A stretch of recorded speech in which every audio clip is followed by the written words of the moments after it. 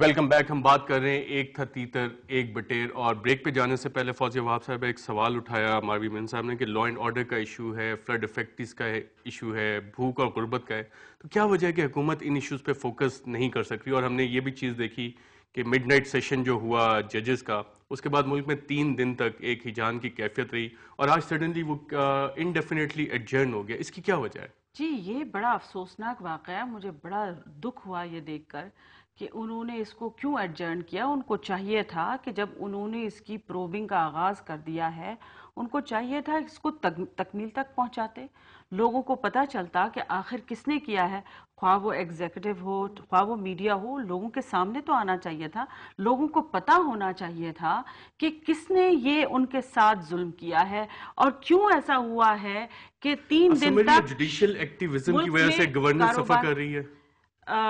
G I am not going to well if you are talking to an individual, yes I would say yes to an extent, yes. لیکن میں یہاں پر ایک بات کہنا چاہتی ہوں. دیکھیے the government is committed on 3 things.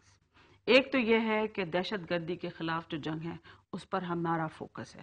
دوسرا یہ ہے کہ ہمیں فلڈ وکٹمز کو ریہیبلیٹیٹ کرانا ہے. اور تیسرا یہ ہے کہ لوگوں کی جو اس وقت پریشانیاں ہیں مہنگائی کے سلسلے میں, اس میں کس طریقے سے ہم ریلیف فراہم کر سکتے ہیں, کیونکہ انفلیشنری پریشرز اتنے کنسسٹنٹ ہیں کہ آپ اس کو کنٹرول نہیں کر پا رہے ہیں. دوسری بات یہ ہے کہ ایک منٹ شریف صاحب, میں نے ابھی بات مکمل نہیں کی.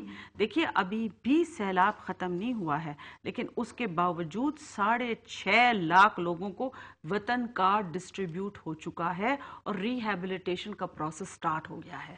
لیکن وطن کارڈ میں ماروی میمن کے مطابق اس میں بھی کافی مزے کی کہانی ہے. ایک منٹ دیکھیے, اس پر الزام لگایا جا رہا ہے کہ یہ کرپشن کی واقعات ہوئے.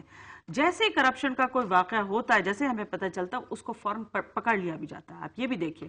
دوسری بات آپ یہ دیکھیے کہ انہوں نے جو ٹیکنالوجیکل سسٹم بنایا ہے اس سے کوئی بھی شخص بآسانی نکل نہیں سکتا ہے. 3 ٹیئر ٹیکنالوجیکل سسٹم ہے. چلیں اس 3 ٹیئرز کو شاید ابھی حکومت صحیح طرح سے پبلسائز نہیں کر سکی. جھگڑا صاحب, کیا جوڈیشل ایکٹیویزم کی وجہ سے گورننس سفر کر رہی ہے؟ جو ایشوز ہیں لا اینڈ آرڈر کے ہیں, بھوک اور غربت کے ہیں, فلڈ افیکٹس کے ہیں, ان پہ فوکس نہیں کر سک رہی؟ بالکل جوڈیشل ایکٹیویزم کی وجہ سے یہ کچھ نہیں ہو رہا. یہ آج نہیں, یہ تو جب سے دیکھیں ان کی حکومت آئی ہے, اور اس کے 6 مہینے بعد عوام میں ایک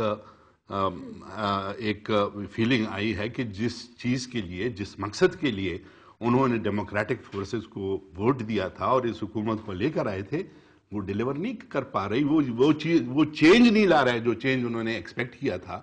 اگر وہ چینج نہیں آتا تو پھر یہ چیزیں تو ہوں گی. جوڈیشل ایکٹیویزم نہیں ہے. میں تو یہ کہتا ہوں کہ انسٹیٹیوشنز کی جو ایک رسپیکٹ ہے اور آزادی ہے, اگر نہیں پلیز مجھے بات کرنے دینا. فوکس رہا ہے وار آن ٹیرر پہ. اچھا, میں ابھی وار آن ٹیرر کی بات کر رہا ہوں. انہوں نے یہ کہا, یہ بہت امپورٹنٹ پوائنٹ ہے.